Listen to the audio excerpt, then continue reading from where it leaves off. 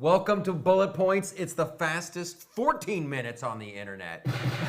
You're lying. No, I'm telling you. We're doing it's shorter now. That's now, you can't see it from where you guys sit. We've rotated the whole set. We've rotated. That's our commitment. Okay, so we should introduce ourselves. We should. Today, we're going to be using our stripper names. Now, remember, your stripper name is the color of your underwear and the last thing you ate.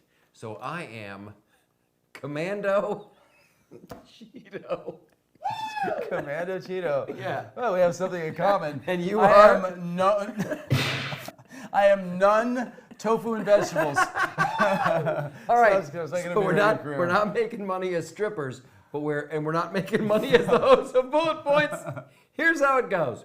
We got four big topics and a wild card. You want to tell them your actual name, or are you just going to stay with your... I'm just going to stay with the stripper name. Go. It'll be underneath. I'm Commando Cheeto. Okay, Commando Please Cheeto. welcome to the main stage. Continue on.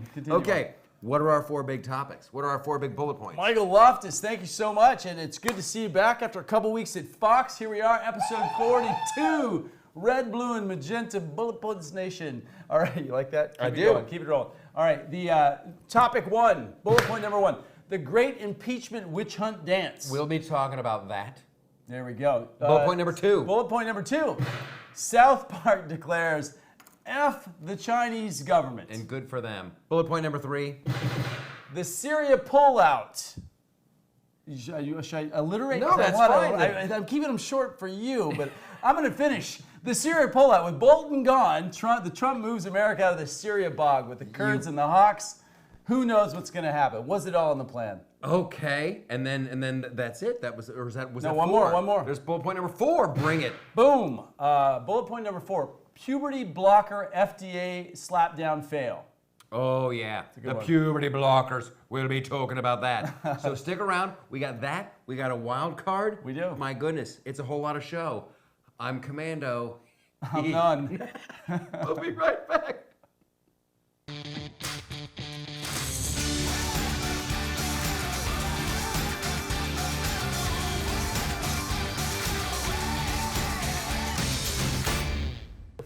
Okay, welcome back to Bullet Points. I love that we're on it. The sound effects are just on. We are. We're jumping in. We got to go. We're getting better and better. Enough of this fooling around, America. You have questions. We have 2 minutes of answers. 2 minutes of answers. Then we're going to promote some things, and then there's going to be a wild card. It will get crazy. So let's jump right in to bullet point numero uno.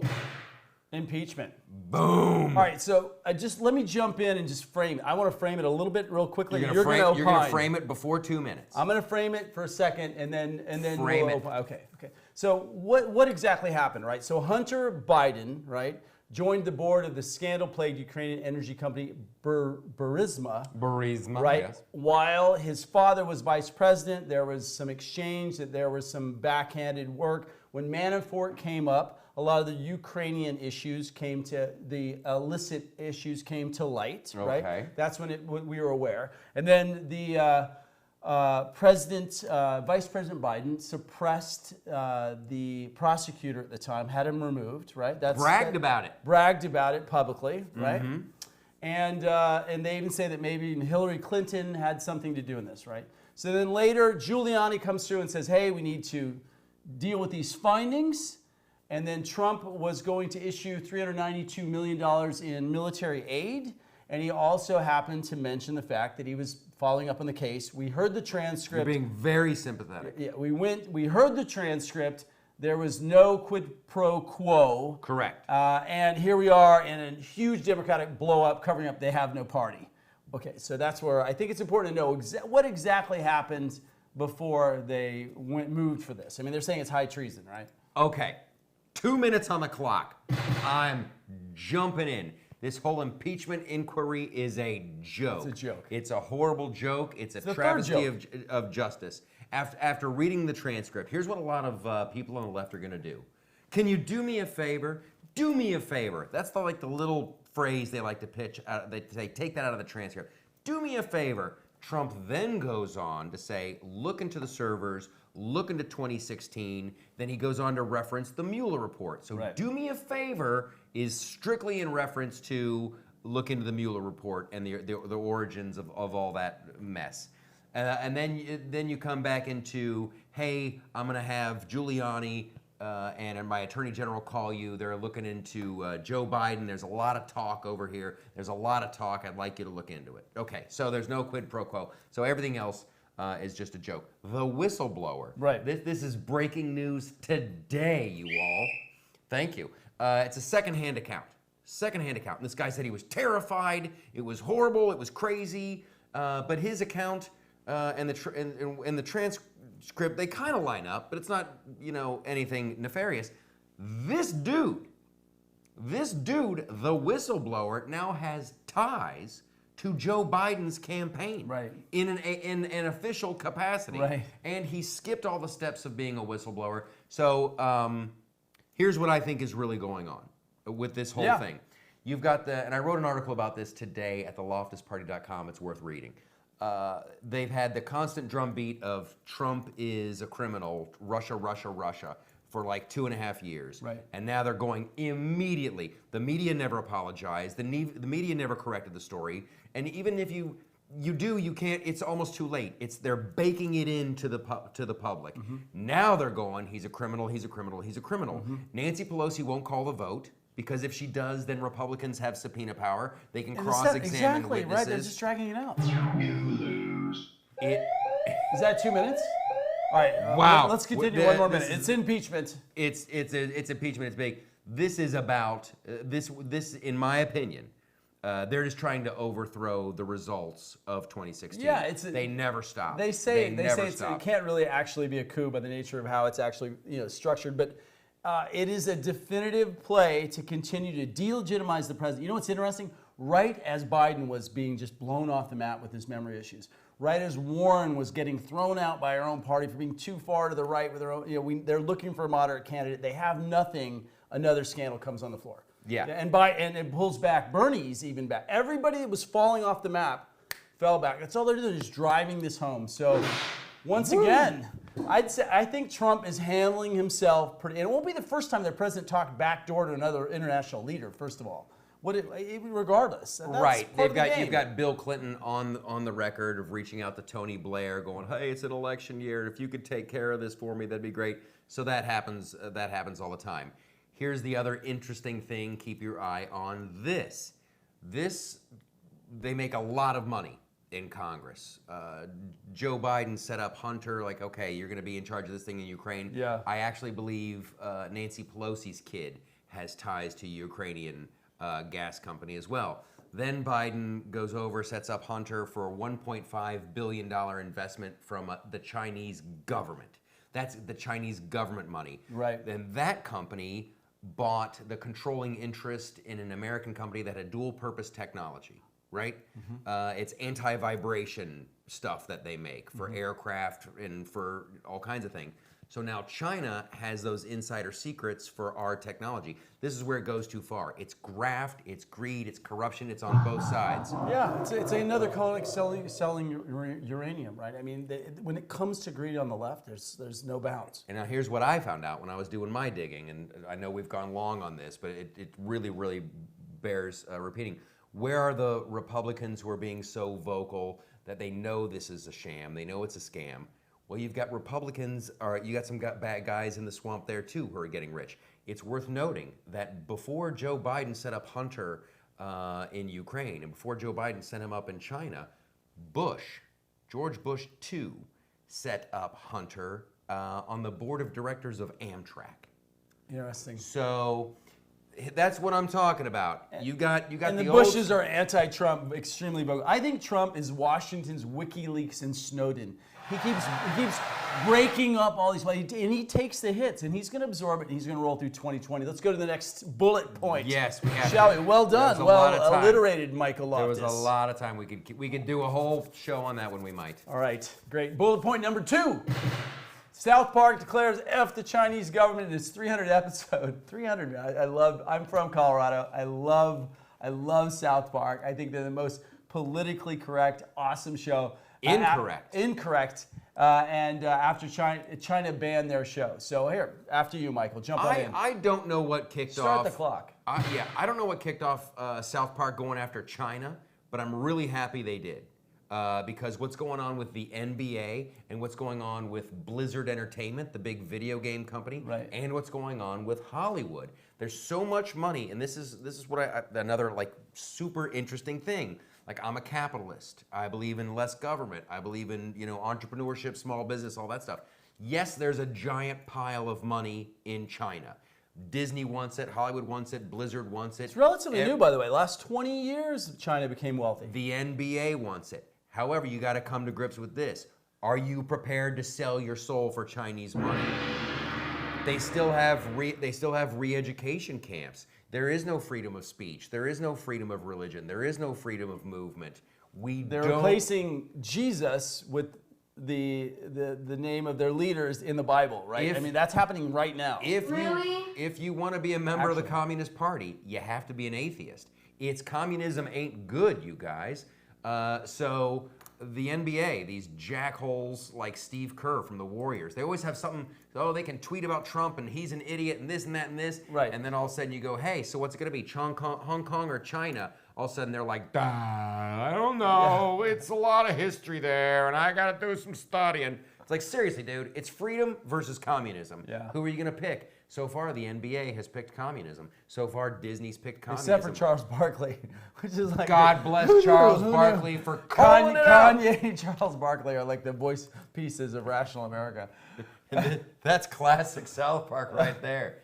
Disney knows what's up. The government of China has actually had Hollywood edit their movies. Yeah. These guys show it to the government. They go, oh no, don't do that. That makes China look bad. Change that. Take that out. Let's go to the real socialists. Let's come to Hollywood, right? Yeah, it is.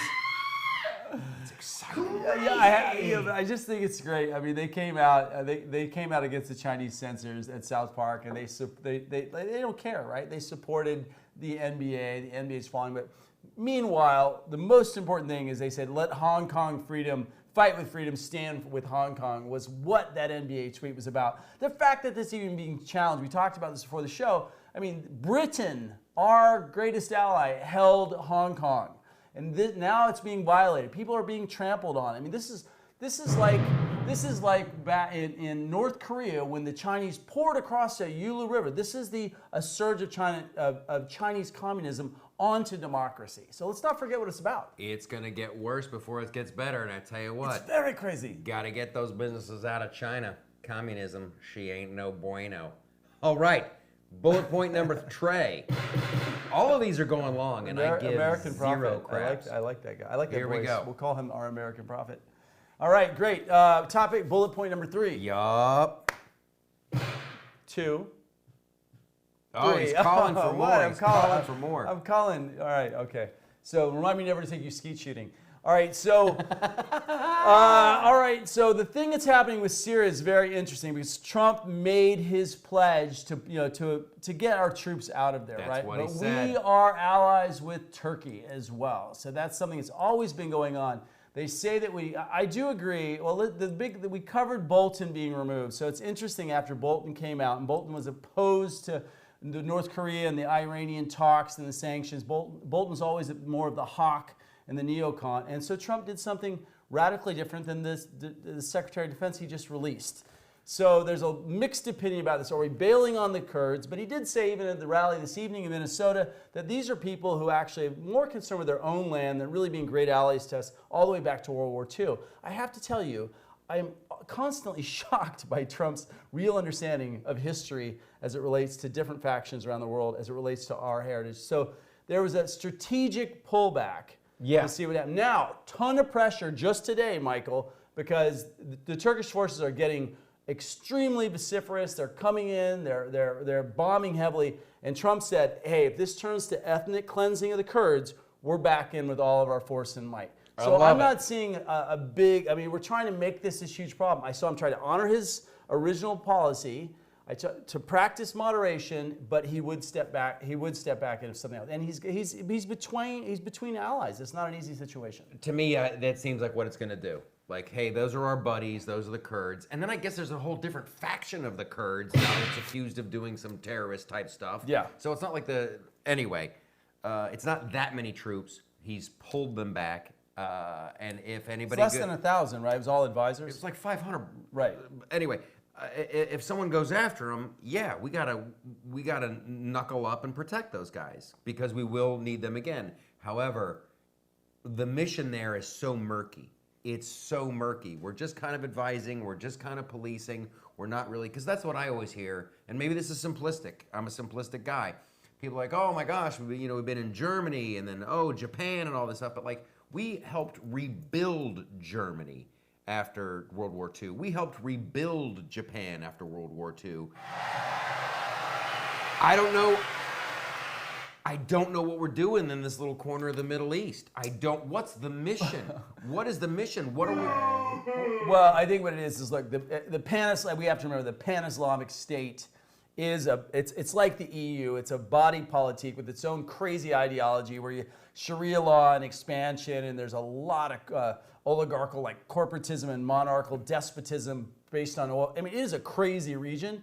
I think we defend Israel because it mirrors America, and we do our best to take our best positions. Wrap it up, the producers said. To take our best positions on as we can over there. And so right now we're playing some chess. Who knows where we're going? I find it funny that all the people on the left right now, it's like Alexandria Ocasio-Cortez, like a year ago. She's like, we got to get out of these endless wars. And then Trump's like, I'm taking the guys out of Syria. She's leaving them to die. Yeah. It's like, there's nothing Trump can do. The left is suddenly pro-war in Syria the last few days. You're like, what are you talking about? Right? All right, we're doing great. Bullet point number 4. We're moving on. Moving on.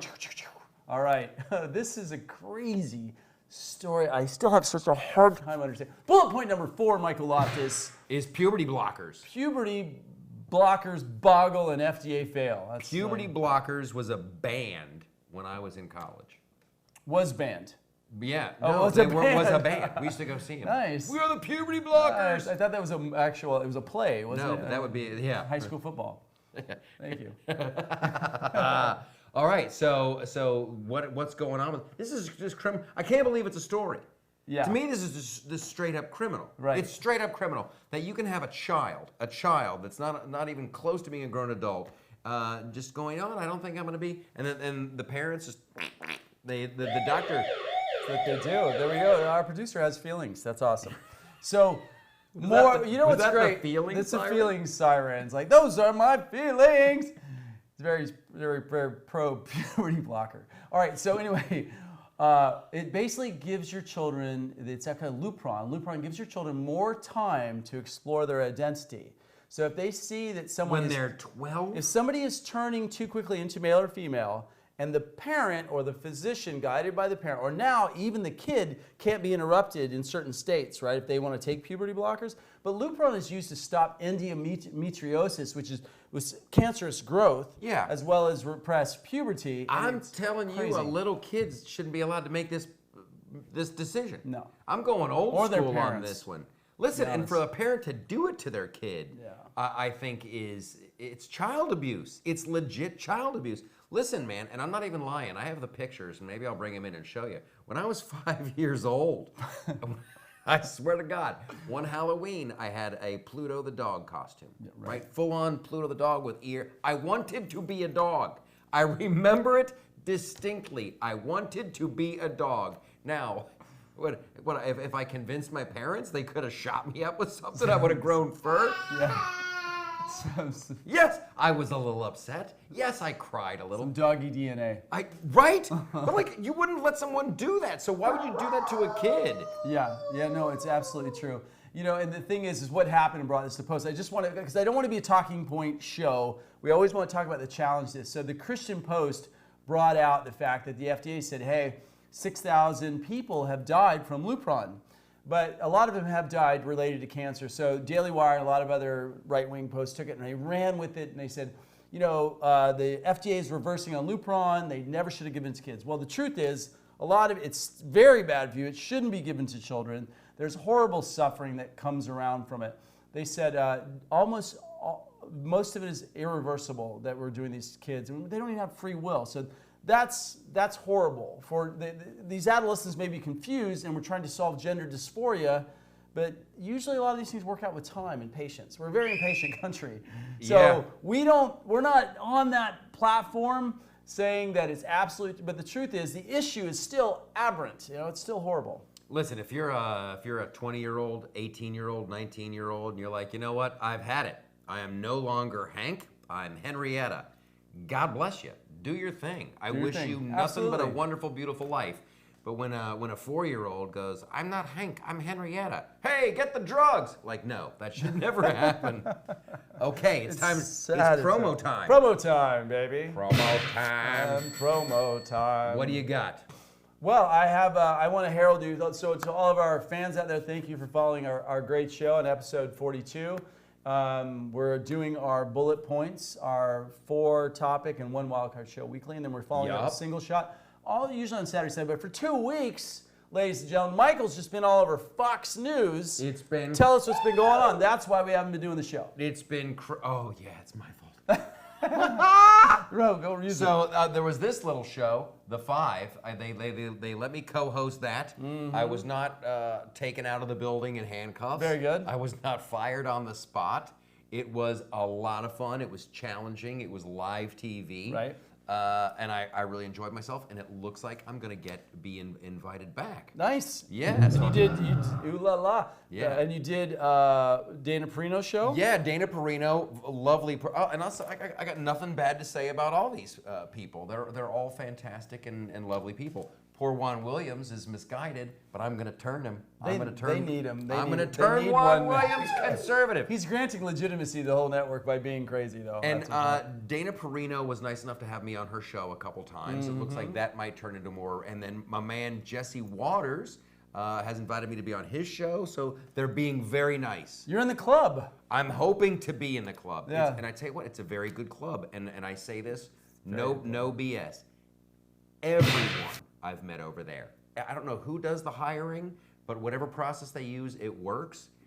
Everyone from Ed Henry to Pete Hegseth, the Weekend Gang, everyone is like I could be friends with that person. Extremely nice. So, and that goes to Juan too. I have friends that are liberals, you guys.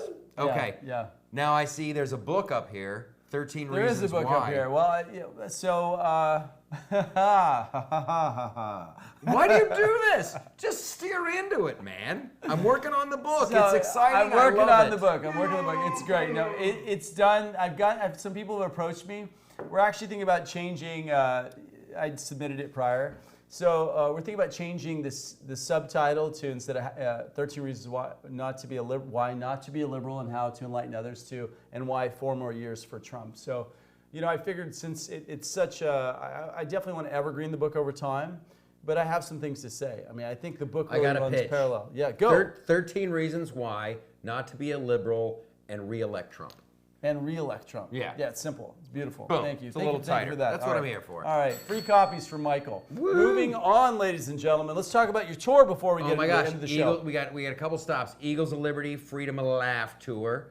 We got a couple stops coming up. The 15th, October 15th, in Houston. Then the 17th, we're in Dallas. Guess who else is going to be in Dallas? Whom? On the 17th. Trumpo. Yo. Oh, awesome. I'm going to try to make some magic happen. Nice. I got to get him wearing one of these. Look at that. That's the brand new T-shirt. How you do? This is my serious happiness. This is Congratulations. Oh, I won one of those. Is it new? It's brand new. I'll pay. I'll get you one. But if you guys want one, you can go to the Pimp It page of theloftusparty.com or go to our what? The Pimp It page? Yeah. I like it. When I find something cool and I want to pimp it, your book will be on. When you finish with your book, I will pimp it. All right, I will. And you know where a great place to pimp it is? On the Pimp It page of the Loftus Party.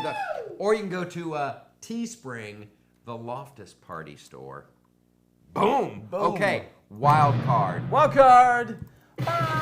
I'm looking at a picture of Ellen DeGeneres with George Bush coming out of her shoulder. You know what? Those are two sexy dudes. Just kidding. You had to do it. No, you had to. I mean, look at their picture. They're both getting older. They both got short hair. They're both stoked. Look, man, I've always loved Ellen. I think she has a great sensibility, and I don't agree with her politics. And George Bush, I agreed with his politics till the very end of his last 8 years. Well, the last year, not so much. So here's what happened, you guys. If you've been living under a rock, they were at a Dallas Cowboys games together, and they were having fun. Here's what I know. What the hell? Here's what I know. You cannot become president of the United States unless you're somewhat charming. And powerful, charming. There's got to be something about you when you meet people. Very true. I've talked to people who met Bill Clinton. They're like, wow, the charisma coming off that guy was insane. Obama, boom. So anyway, so she had fun with the president. And then, people were complaining. And so she did this little apology monologue on her show, which was wonderful. Yeah. And I'm like, okay, that's great. And the big takeaway was hey, you're going to come across people in your life who believe different things. It's okay to be nice. The left is hammering her on this. Right. It's like Mark Ruffalo is all, I'm sorry, you can't be friends with him. What's wrong with these people? Seriously, this is why I don't want these, I'm rapping, I know the left isn't all Mark Ruffalo, but seriously, if that's your worldview, you cannot be friends with him. I hate him. Yeah. I don't want you in charge of anything. Yeah. Ever. Yeah. That's a tyrant that says that. Yeah. They talk about the Donald Trump, but when you point a finger, you got 3 pointing back at you. It's interesting, isn't it? I think Trump's greatest failing, to tie it all the way into this paradox, is I think Trump's greatest failing was that he was a white American Judeo-Christian successful male. He represents everything that the globalist, socialist, deconstructionists need to make you feel shitty about your society. I'm not saying Trump's a great guy, right? But this whole polarity that's come between us, it's interesting because now and I don't want to hold Trump up here, but hey, he's done all right. He's been a symbol in our society for a long time. It's okay for us to prosper. It's okay for us to have an identity. This is a perfect example, but here's a great thing. Ellen brought it home, man. She said, just because I don't agree with someone on everything doesn't mean I'm not going to be friends with them. Yes. Thank you very much. Thank you very much. That's how much I supported Donald Trump in 2015. Yeah. Right? And then 2016, and now it's just the more they go after him, because I swear, what else do you want? Whatever. That's great. That's a whole nother Go conversation. Ellen, way to go. But way to go, Ellen. And that makes me love people. I've always loved people with love. Makes me love them more. And this is an old one. You catch more flies with honey. Yeah. You catch more flies with honey than you do with vinegar. That is our show. That's Bullet Points. Woo! Sweet new graphics.